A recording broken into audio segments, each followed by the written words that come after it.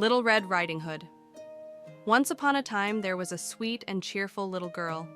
Her mother had made her a red-hooded cloak, which she loved so much that everyone called her Little Red Riding Hood. One day, her mother said, "Your grandmother is sick. Take her this basket of food and medicine, but be careful in the forest. Don't stray from the path." Little Red Riding Hood took the basket and set off for her grandmother's house. As she walked through the forest, a cunning wolf appeared. "Where are you going, little girl?" the wolf asked. "I'm going to my grandmother's house to bring her some food," she replied. The wolf, learning where the grandmother lived, came up with a wicked plan.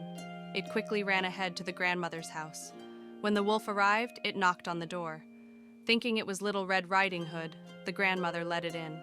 The wolf locked her in a cupboard, and then dressed in her clothes, putting on her nightcap and glasses. It lay in her bed, waiting for the little girl. Soon, Little Red Riding Hood arrived at the cottage. She noticed that her grandmother looked rather strange.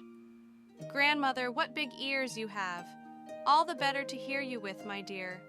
Grandmother, what big eyes you have!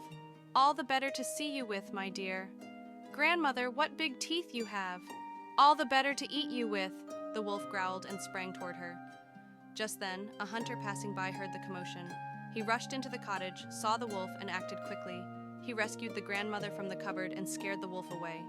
Grateful and relieved, Little Red Riding Hood promised her mother and grandmother that she would never stray from the path or talk to strangers again. And they all lived happily ever after.